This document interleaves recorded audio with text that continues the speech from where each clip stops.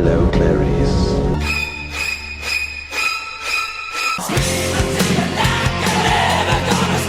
It's alive! It's alive! We accept a one of us. I kick ass for the Lord.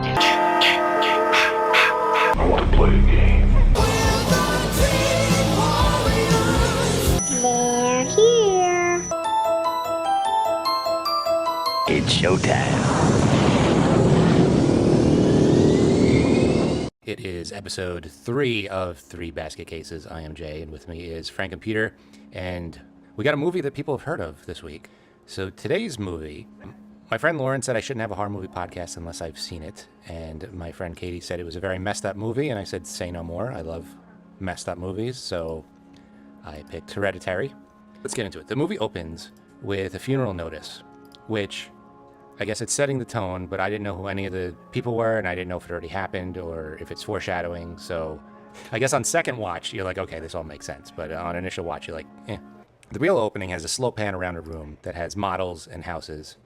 And I thought this was a really cool opening because it zooms in on one of the houses and then into a bedroom, and then it turns into like the real bedroom, and the movie is starting. I thought that was a really cool bit of editing there.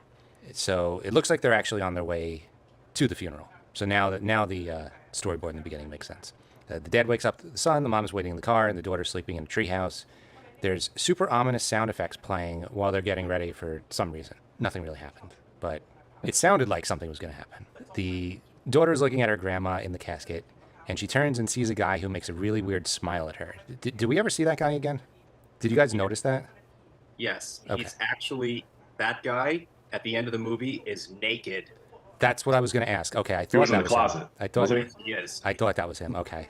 Perfectly cast. It's creepy as fuck. A very creepy smile. So you don't see him the entire movie until like the very end again. Yeah, cult member. Okay. Also, the son seemed to look nothing like the rest of the family, right? I thought the son looked like he was Indian. The daughter makes clicking sounds with her mouth, like constantly, and she's drawing in a notebook while the mom is giving a eulogy. Then she's eating a Hershey bar, and the mom and dad both separately ask if it has nuts in it, which was very heavy foreshadowing. The dad asks the son if he's sad about the grandma dying. That's whose funeral they're at, and he says not really. The mom asks the daughter if she's okay, and she says grandma wanted me to be a boy, which makes no sense on initial watch and makes a lot of sense on... So I thought there was a lot of stuff in this movie that you wouldn't catch on the first watch. Absolutely. And I guess it's cool, but like it's also a little presumptuous to be like, people are going to watch this movie more than once, and then they'll catch all this stuff. Honestly, you got to watch it. You got to do... To enjoy this movie, you have to watch it 3 times and do a deep dive on a podcast. Really enjoy it. Right. Honestly. The mom is now going through boxes with weird cryptic books and notes, and she shuts the light and sees her mom in the corner. She had made a diorama of her mom looking over her while she's in bed, which she turns around, which I thought was a very creepy thing to make. The dioramas were cool, but very off. Yeah, like most of them were normal. It's like, here's a house, here's a room, and then it's like, here's my dead mom staring at me while I'm in bed.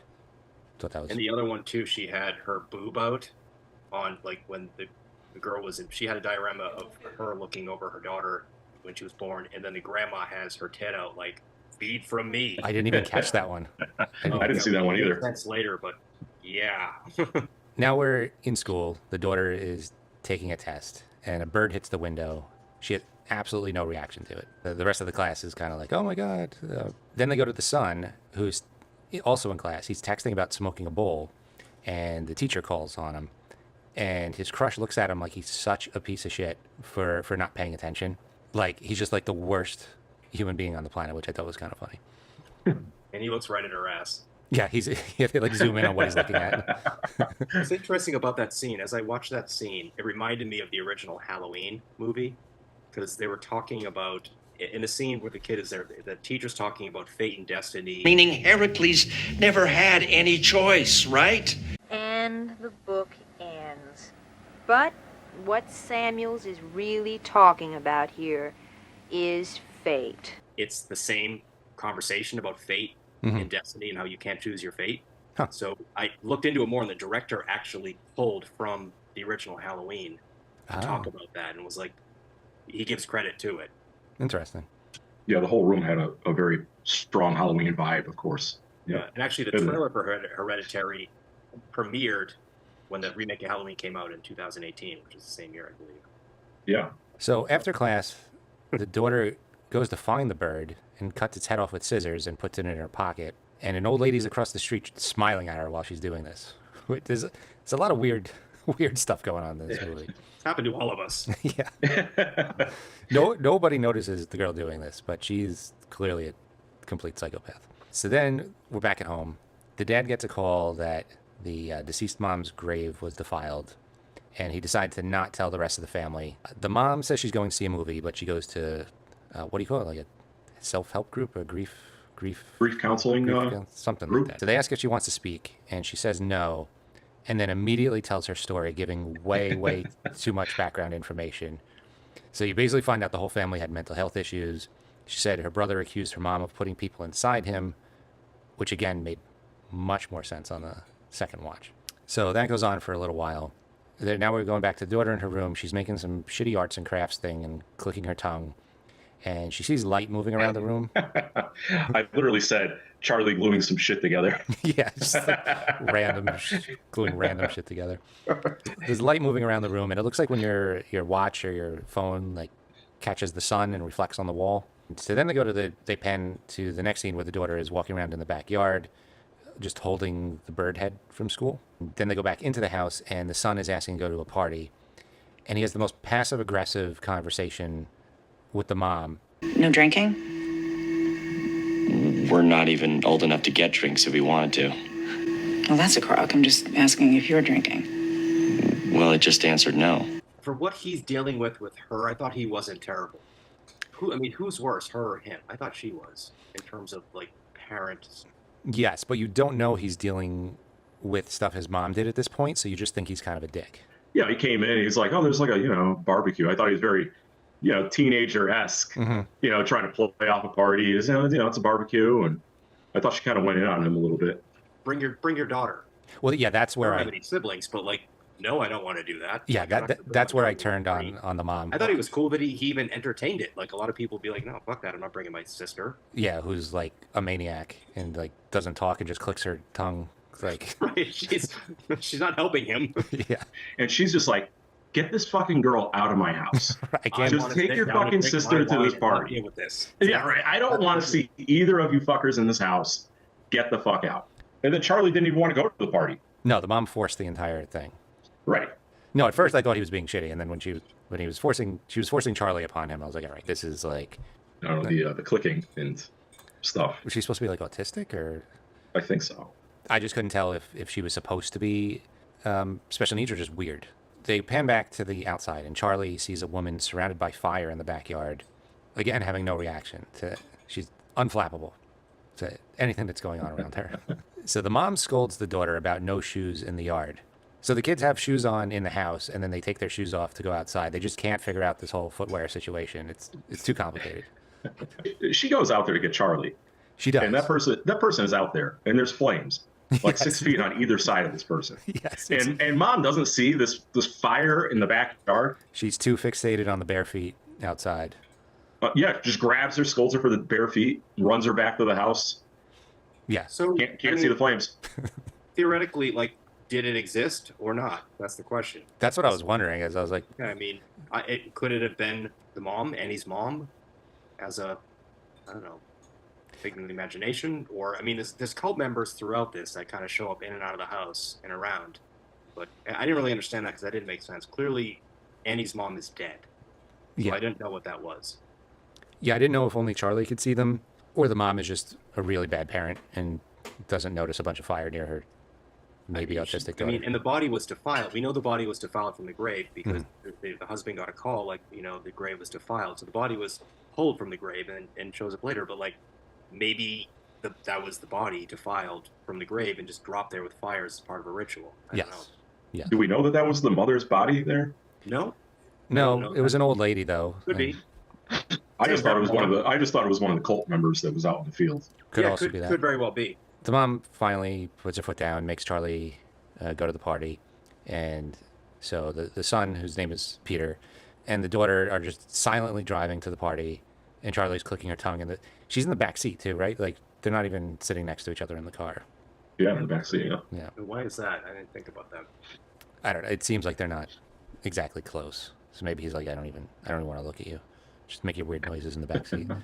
There's no reason why she would have not been in the front seat. No, not at all.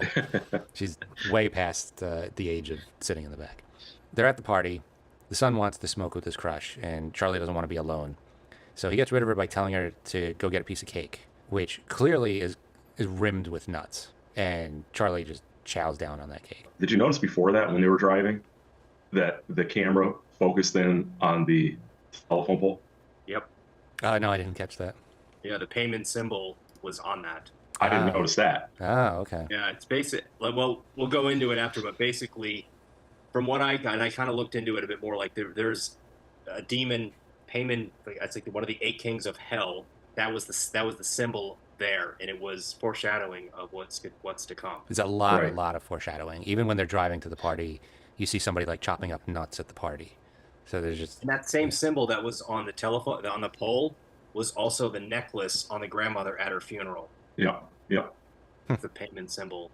Paimon, I don't know. Paimon, I think. While Peter is smoking with his friends, one of the guys asked if his sister is hot. And he didn't say, no, she's one of the weirdest looking human beings of all time. And I give him credit for that. What did he say? He didn't even answer. He just pretended good for that the him. question didn't happen. Yeah, fair enough. How about poor Peter? Like, he thinks he's going to get laid. Yeah. And this girl's like, you got any weed? And he's like, hell yeah, I do. And then she takes him into the bedroom, and there's like a bunch of dudes there, and they're smoking weed. Yeah. And this kid's like, fuck. Also, but that would have gone somewhere if it didn't go somewhere else. He was laying the groundwork. He had a huge bag of weed, too. That's not like a size of a bag you usually bring to a party. Charlie is having trouble breathing. She tries drinking water. She eventually goes into the room, really struggling to breathe. He runs to the car to drive her to the hospital. And I'm guessing the family figured she already made it 13 years without an EpiPen, so why start carrying one now? Right. So they're rushing to the hospital. Charlie's breathing is getting worse. She sticks her head out the window, trying to get some more air. She's like kicking her feet, really, like airway's almost closed. And there's a deer carcass in the middle of the road. So Peter swerves so he doesn't hit the deer. And he gets really close to a pole, and Charlie still has her head out, and she gets decapitated. This is where the movie takes a bit of a turn, I would say. So Peter drives home, and he leaves Charlie's head on the side of the road. Would you guys have picked up the head and put it in the car? Well, it's kind of, this is one of the last trivia I have on this. I don't know if the director pulled from this, but it's based on an actual thing that happened. There's something very similar that happened in Georgia in 2005. 2 dudes were at a party, and they drove home, like, wasted. And the guy swerved because he swerved around a pole, and one guy was going to puke, put his head out the window, and a wire cut his head clean off, right? Mm-hmm. Head rolled down the road. And the guy was so drunk, he didn't notice he had a decapitated friend in the driver's seat. He drove home, parked his car, went to bed. Oh my God. Woke up the next morning, and oh wow. That's crazy. I don't know if they were inspired by that or they thought about that, but the guy was so drunk he went to bed and left his decapitated friend in the passenger seat. Oh my God. I mean, you had to have known. I mean, drinking again moment. I mean, Peter knew. He definitely knew. I don't know that he knew that his sister was decapitated. I don't think you could deal with it. He was like, I can't handle this. Nope. Well, he didn't really look. He kind of like stopped and stared forward and kind of looked. He almost looked in the rearview mirror, and then he stopped, and he knew his sister was dead, but he didn't know that. I don't think he knew that the head was gone. Okay. Maybe not. Yeah, maybe not. Although, how else would she have died? Well, maybe he thought her neck snapped. Like, maybe she thought they hit the pole. Oh, I see what you're saying. Maybe not. Yeah. Yeah, I guess that it's a hard... I don't think he knew the severity of the head injury. He drives home and goes to bed, and he leaves the body in the car and doesn't tell his parents. So the mom has a meltdown the next morning, rightfully so. Great acting in the scene, by the way. Like, you really feel like her screaming, and like it's drawn out. It goes on and on and on, and it's like...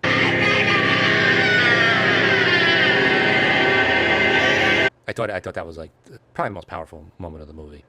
She's a hell of an actress. She really is. Yeah, she did a bang-up job on that. It wasn't on camera, but they didn't really like confront him. I would have liked to have seen that conversation. Be like, hey, Peter, I went to go to my group today. Couldn't help but notice headless Charlie in the back seat. Want to Hey, explain? do you know what happened to your Do you know what happened to your sister last night by chance? Right. You know where her head is, just for purposes of funeral? Hey, where did your sister's head go? Asking for a friend. Hey, by chance, where did you misplace your sister's head? It's not in the refrigerator, is it? The microwave? We go back from last week. So the mom is now sleeping in the treehouse where Charlie used to sleep. And the dad is looking at Charlie's drawings, and he sees a drawing of the bird head with like a crown on it. I guess that was more foreshadowing?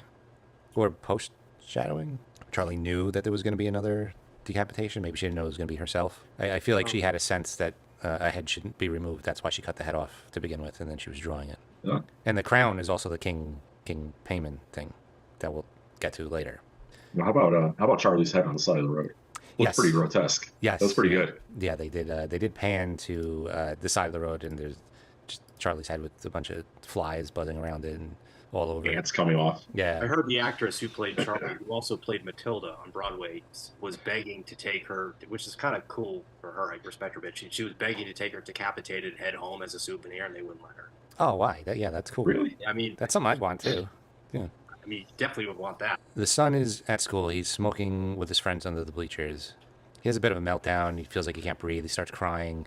Asks his friend to hold his hand. He's a bit of a buzzkill. Not really the guy you'd want to smoke with. I'm just impressed that he still has friends. Sister. Right? I don't know how it would have been in high school. I might have been like, oh, weird, walk away. But yeah, I don't know. Like if I was in high school and stoned, I don't know. I wouldn't want it. No, I definitely wouldn't want to deal with that. My dad's review of the movie was just the son was a whiny wuss, and I was rooting for him to die the whole movie. That was my dad's review. Is your dad also a demon? The mom is sitting in the car when Peter gets home on his bike. Unclear if he's banned from ever driving a car ever again, or he decides that he doesn't want to drive a car. But he's not driving anymore. He's riding a bike. I thought it was really fitting that he was on that bike. Yeah.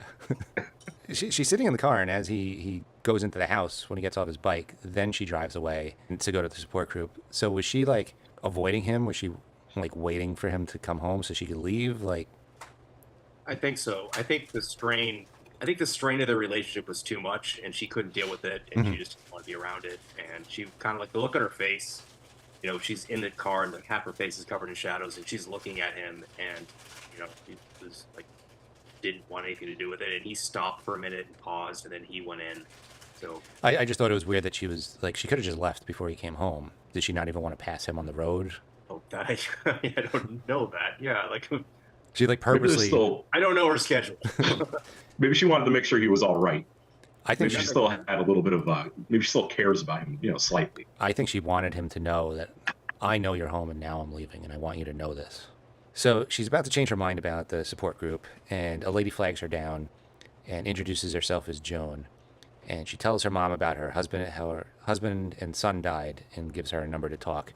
What's the actress, Margot Martindale or something? It reminds me of that woman. It looks like Margot Martindale. It's the woman from Handmaid's Tale. Handmaid's Tale.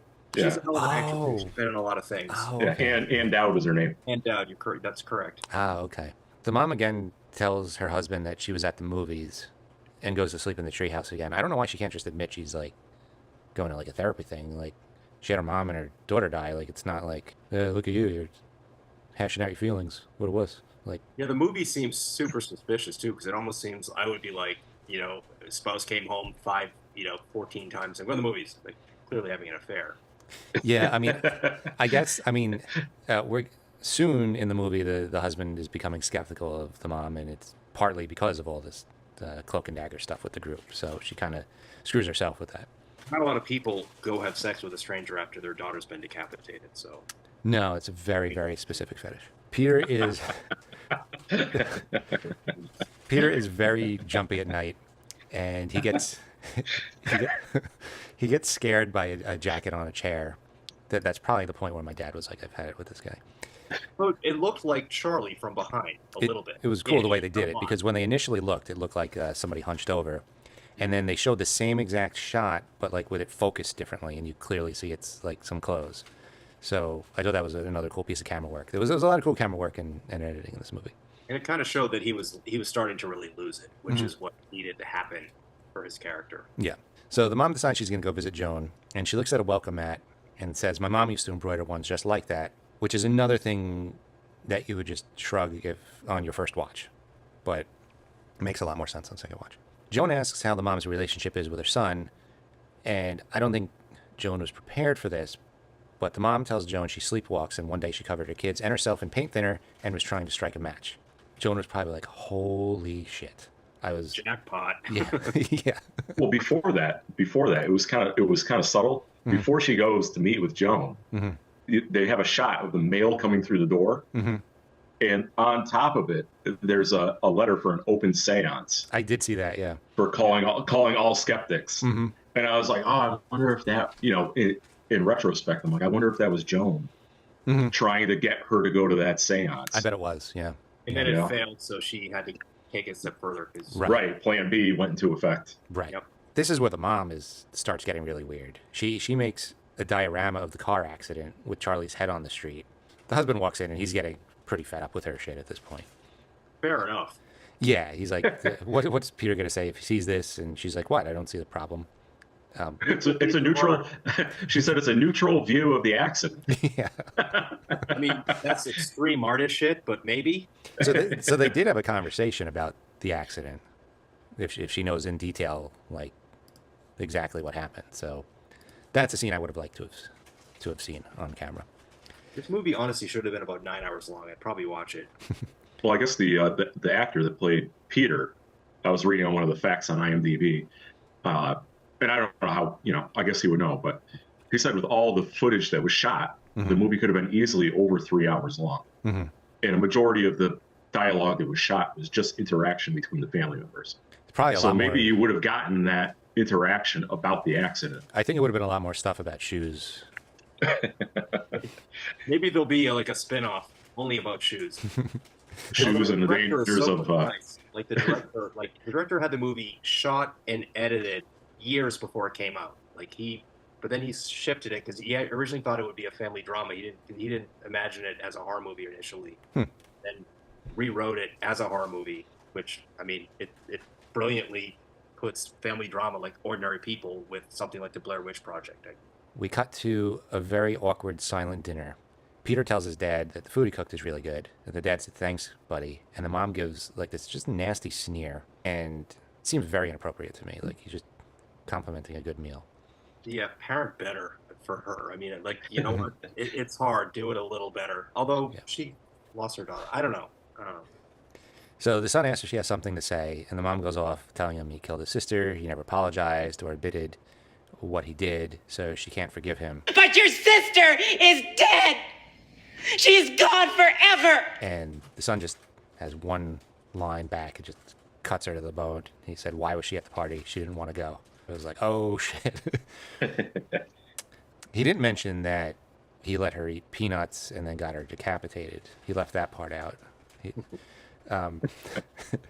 Although he could have came back and said, why didn't she have an EpiPen? Knowing that she had like this fatal allergy thing going on. That would have shut it all down. Yeah. So I never even thought about that. Yes, an EpiPen would have cured that. I guess it would have been a much shorter movie.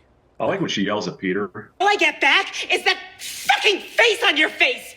I thought that was pretty good. It was I like that. She's like flawed. She can't think of the right sentence. How many times you've been yelling at someone? You're like, oh, it would have been better if I said that, but I fucking didn't. Yeah, right. I wonder if she flubbed the line, but she delivered it so well. They're like, let's go with that. Yeah, maybe. I don't know. The dad seems to take the son's side.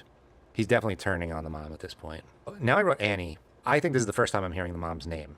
So Annie runs into Joan in the parking lot, and Joan says she feels 100% better and invites her to her place, saying she met a spiritual medium and wants to show Annie. Annie takes her up on this. They go to a seance, and Joan gets her to see Son to move a glass. Then she brings out a chalkboard, and the spirit is writing on the chalkboard. Annie starts freaking out, so Joan stops. Joan looks mad when Annie starts freaking out, as if, like, you find this strange that this chalkboard's writing on its own? Like, how dare you? Like, thought Joan was getting a little Yeah, well, I wrote down when Annie said, "I'm sorry, can we stop?" Mm-hmm.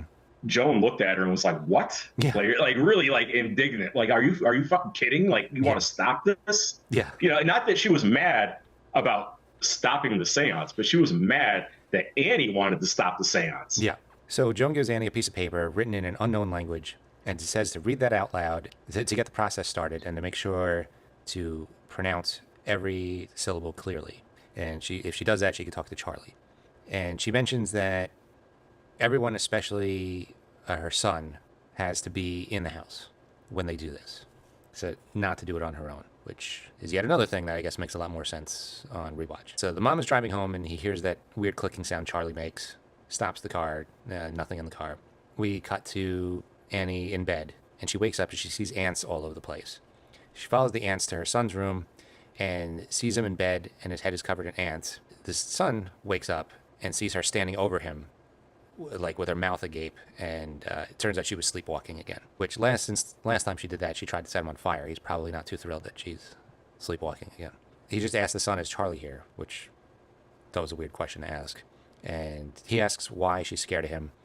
She blurts out that she never wanted to be his mother, and she tried having a miscarriage multiple times. And he starts freaking out, and it turns out that was all. The whole thing was a dream. So Annie wakes Peter up.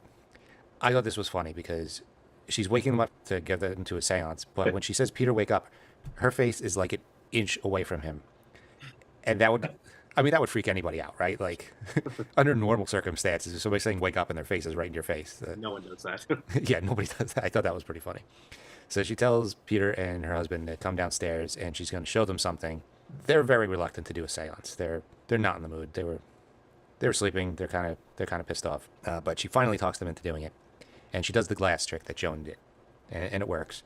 And then she gets Charlie's notebook and asks her to draw. Peter starts freaking out again. He's crying. The dad says, "You're scaring Peter." And Annie says, "No, I'm not." As Peter's like shaking and crying. She's just like, he's fine. It reminded me of a Simpsons episode. I'm just saying that when we die, there's going to be a planet for the French, a planet for the Chinese, and we'll all be a lot happier. Mr. Gumble, you're upsetting me. No, I'm not. One of my favorite Simpsons moments. It reminded me of it. At that point, she's keeping the seance going, and a glass breaks. The candle shoots up a flame, and the mom gets possessed by Charlie, and she starts talking as Charlie. Peter does not like this at all. He's like really having a meltdown. His crying was kind of obnoxious. Yeah. I mean, it was kind of ridiculous. Yeah, I get where my dad's coming from. He cries. I don't know when I would have done that. I don't know. I might have to disagree. Like that's a hard thing to go through. I don't know what I would do. I don't think I'd cry. I think I would be like. I think I would. Jay's dad would have just slapped him in the head. Told him to fucking man up and grow some balls. So I kind of tend to departmentalize things and be like, okay, that's happening. I'm just going to handle it and sit here. I thought he was a bit much, but I don't know. I mean, I would have been crapping my pants, but I don't think it would turn into tears. Maybe a little pee. The dad breaks her out of it by splashing water in Annie's face. And Annie had no idea what had happened. Then we cut to Peter, who's in class, and he sees that light thing that Charlie saw when she was making her shitty models. He looks at his reflection, and it's smiling at him, and he's definitely not smiling. And then he hears Charlie's clicking sound, and he kind of freaks out. And at the same time, Annie gets a call from the art gallery. So I guess Annie gets stressed as she's listening to this voicemail from the art gallery. Actually, side note, the person who left the voicemail was the director, Ari Aster. Oh, cool. That was his cameo in the movie. Nice. So yeah, she's listening to the voicemail. I think she's getting frustrated, and she breaks a tiny little chair. And then she just snaps and starts smashing a few of the models. So at this point, I'm pretty sure that the art gallery is not going to get their exhibit, or at least on time. I don't know why she did that. Yeah, I don't know. It looks like the only one intact is the decapitation on a pole diorama, and I don't think the art gallery. It would be funny if that's the only one she submitted to the art gallery. I mean, minus a demonic possession. Maybe that was the reason. I don't know.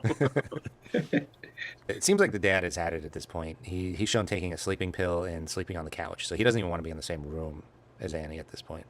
Yeah, she's hot. I feel so bad for the dad. Yeah, cool guy. He's like, I can ride with this for a while, but I don't want to do seances with people.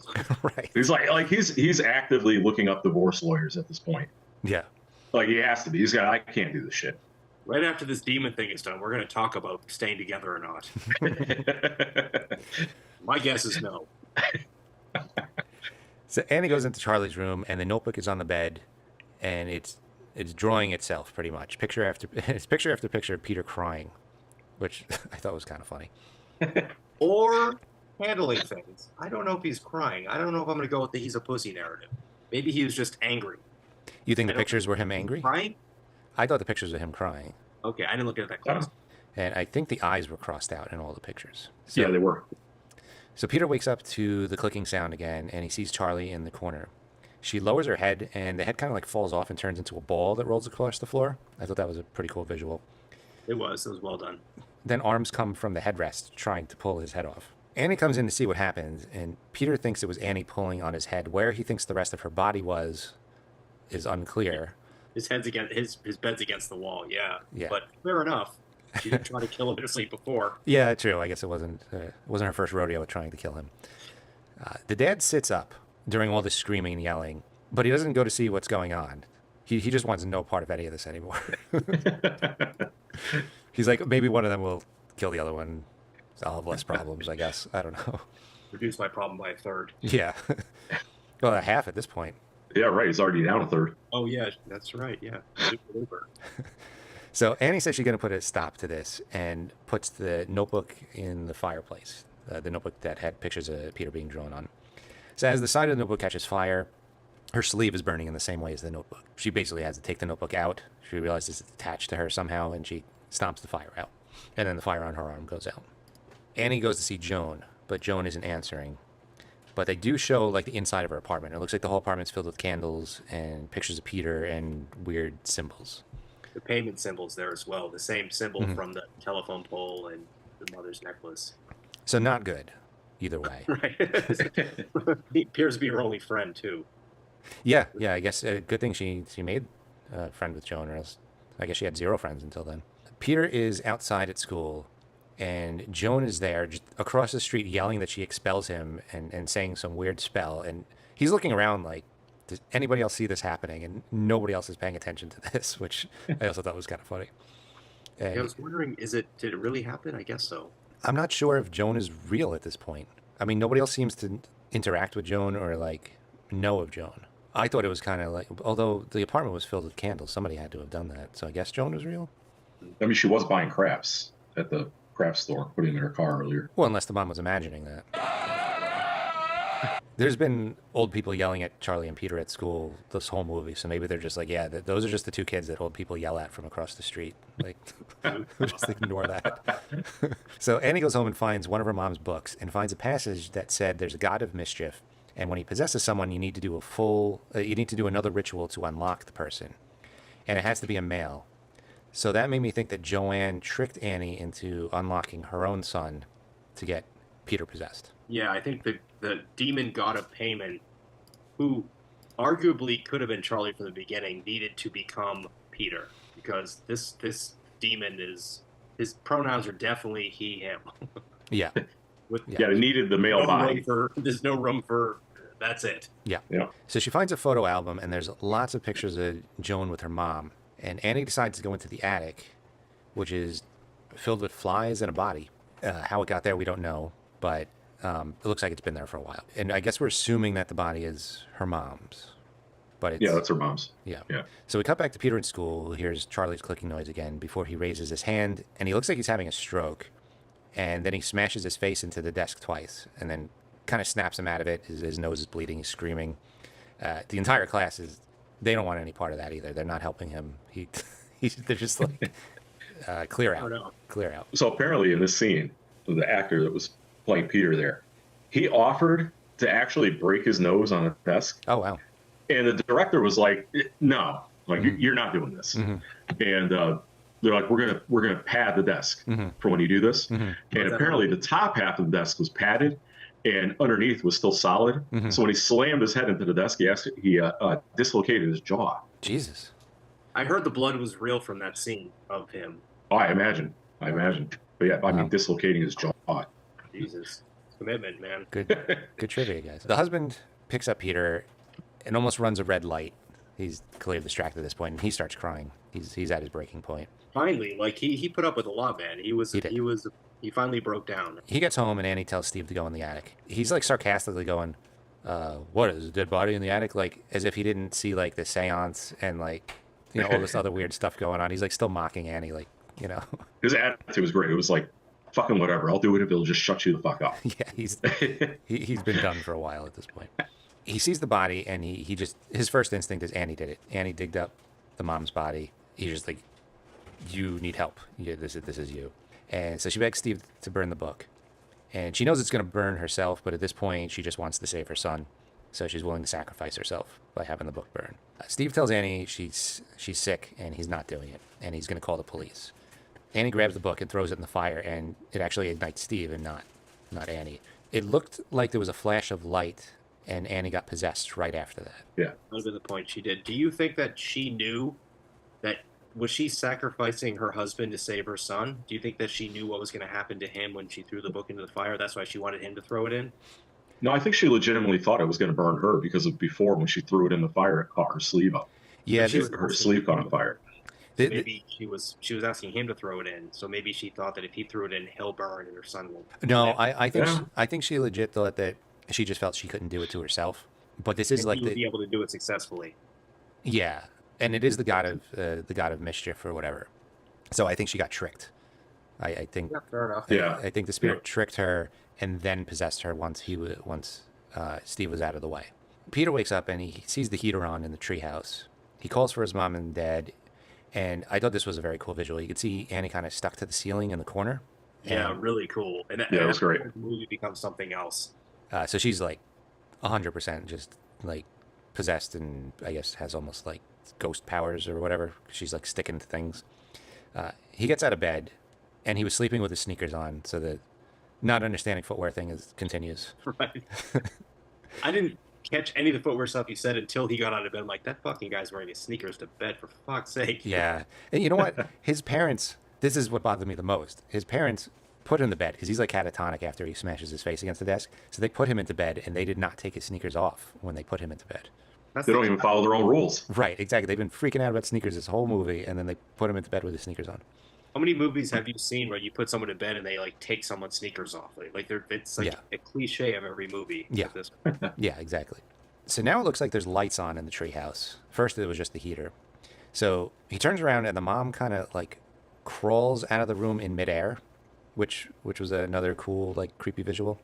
Peter is slowly walking through the house. There's a loud noise. He doesn't seem to go toward the noise. He closes the grandma's bedroom door and goes downstairs. And he finally sees the burnt corpse of his dad. And the mom is on the ceiling in the living room in the corner again. Yeah, that was a great shot. It was. Like he walked up, and then the father's body is his hands up in the air. He's completely charred in the foreground, and then in the background, up in the corner, is the mother looking over him at the same time. Yeah, and it was perfectly framed out. Yeah. So he turns around, and there's a naked, smiling guy in the doorway, and he's kind of chill about it, really. And that's where I would have, I think, lost it. But he just kind of like, all right. Yeah, everything else, like, but not that. It's the one thing he didn't freak out at. I think that was the guy at the funeral in the beginning. It was. Okay. Yeah, it was. So he turns around again, and Annie is running toward him, and he runs away, and she chases him into the attic. There's a constant banging on the attic door, and the mom is on the ceiling, banging her head on it really fast. I thought that was maybe the creepiest part of the movie. That was great. Yeah, she's kind of like it's hard to explain, but she's facing the ceiling, like stuck to the ceiling, like bashing her head against the attic door. So the banging stops, and then Peter notices that the attic is actually filled with flies and lit candles and what looks like a demonic ritual, and there's a picture of him with the eyes cut out. He then feels like this is too much, and he must be dreaming. So he tries to wake himself up by slapping himself in the face. He hears a weird noise, and his mom is floating near the ceiling, slowly cutting her own head off or something. Well, it was piano wire. Piano and wire, then, like 10 minutes beforehand, when he went into the room, the piano in the living room was knocked over. Ah, okay. Oh, no shit. Yeah. Oh, that's good. Yep. Okay. This director, he's like Very- fucking every second. Oh, I did not catch that. Very detail oriented. So she starts cutting faster and faster, and he's just kind of watching. But then he's like, again, he's like kind of calm about that. But then he looks over, and there's 3 naked old people in the corner, and that freaks him out. The magic number is more than one. The one naked person didn't freak him out. The three naked people freaked him out, so he jumped out the window and he dies. Then you hear, I guess, what's the mom's head hit the ground. So there's your third and fourth body counts. The glowing light goes over him, and it seems to get kind of like absorbed into him. And then Peter wakes up. He sees his mom float into the treehouse. Peter stands up and makes the clicking noise. So now we know that it's Charlie possessing Peter. I think he walks past a dead dog, their family dog, but I'm not positive on that one. Yeah, it was the dead dog. Yeah. Okay. So do you think since he clicks his tongue, and Charlie's possessing him, was Charlie ever Charlie? I don't think so. I think Charlie was always Paimon, the demon from birth. And then I feel like, I think that because this demon only wants, it might be the most sexist demon in horror movie history, don't quote me, but they wanted a male body. I don't know why it took so long to happen, but got rid of Charlie and went into Peter. They do mention needing a healthy male body. Maybe he had to reach a certain age. I didn't catch a certain age, but I know that Charlie at one point, one of the first things she says was the grandmother always wanted her to be a boy. Yeah. Well, they didn't say he had to be a certain age, but they said it needed a healthy male body. Oh yeah, that might be it then. Yeah. They didn't say. So why didn't they just possess him, from the start instead of Charlie, because he was born first? Well, because I think they said the mom had a bad relation. Annie had a bad relationship with her mom, so she pushed her out. So she didn't have access. Oh, so she only had access to Charlie when she was born, maybe. Right, because the mom was trying to do it to the Annie's brother, her son. And he killed himself. Right, and then I'm thinking maybe they did it to Joan's son, but then he died, so then they needed another male body. Oh, I didn't even think of that. You might be right. Oh my God, it could be. Consider that. Yeah, because I was wondering if they were even talking to Joan's son, or it was just some other Paimon or demon. A lot of this isn't clear.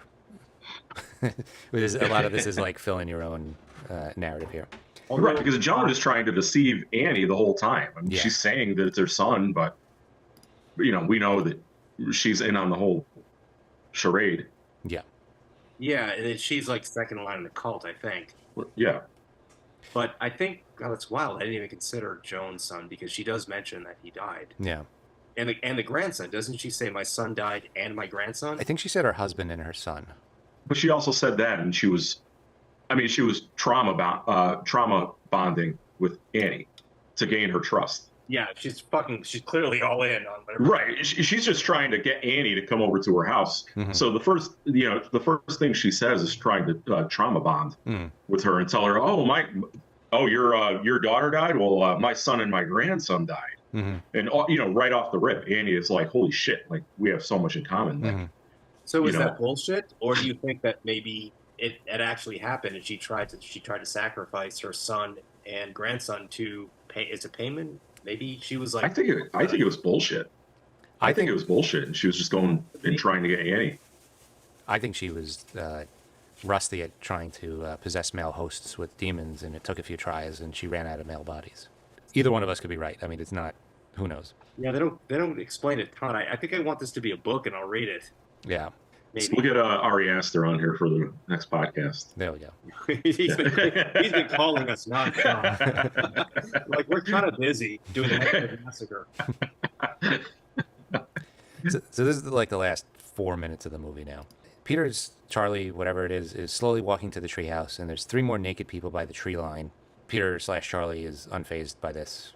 They gets into the treehouse, and Charlie's head is on a weird mannequin thing and has a crown on it, which is basically what the drawing of the pigeon was in Charlie's book. They kind of recreated that. And the bodies of the headless mom and the headless grandma are worshiping it, as are, I think, 6 to 7 other mostly naked people. There's a picture of the grandma that says Queen Lee on it. I don't know if that meant the grandma was the demon queen, or I don't know. It was not. I think she was the head of the cult.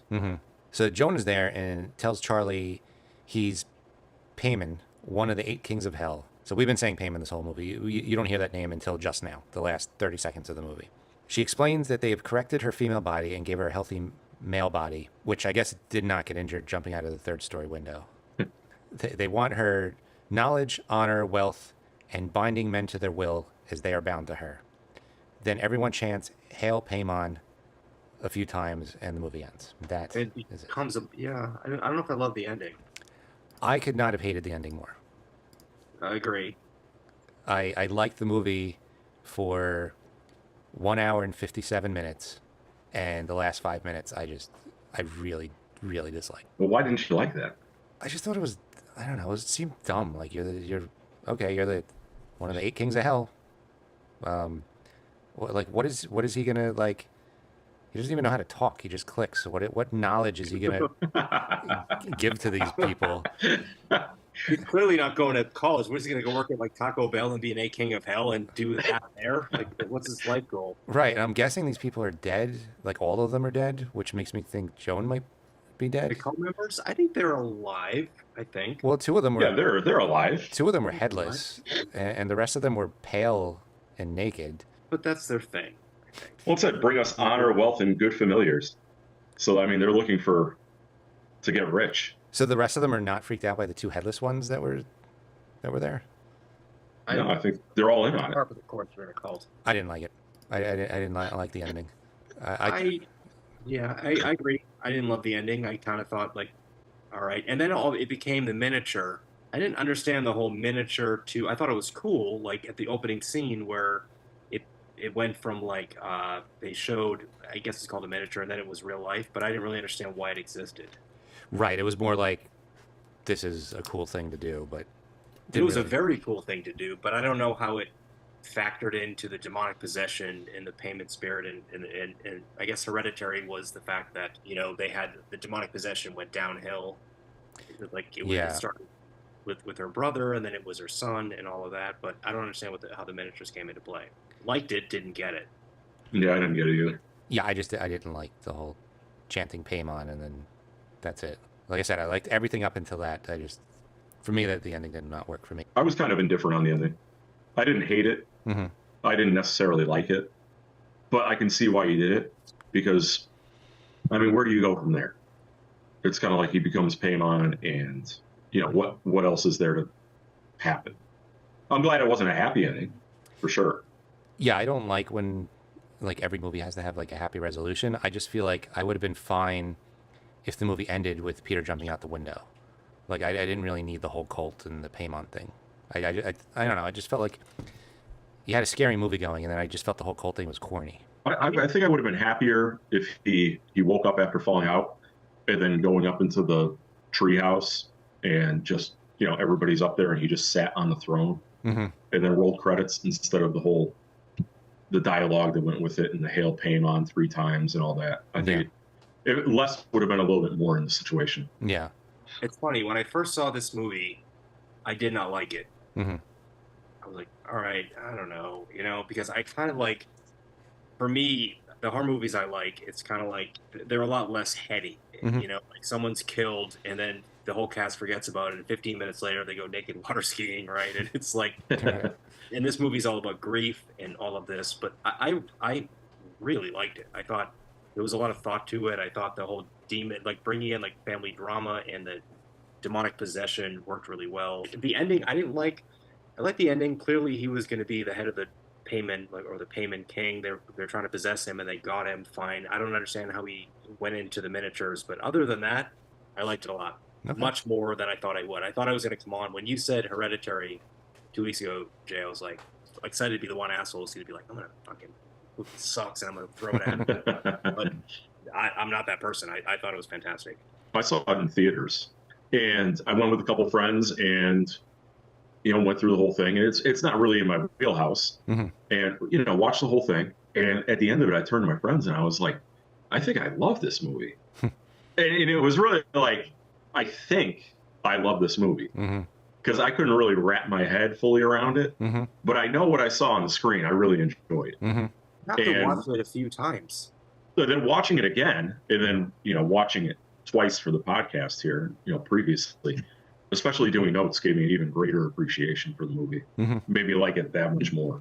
Okay. So I love this movie. I'll go first. 1 to 5 Paimons. 1 to 5. How about I'm going to go 1 to 5 severed bird heads. There you go. Okay. 1 to 5 severed bird heads. I'm going to give it a 4.45. All right, Peter, what do you got? I'm going to give Hereditary a 4.2. All right. 5. You could 4.25.